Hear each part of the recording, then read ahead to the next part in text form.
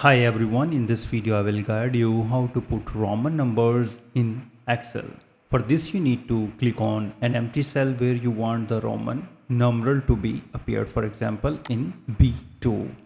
And now type the equal sign, type Roman, open the bracket and select the cells assuming your number will be appeared in the column A.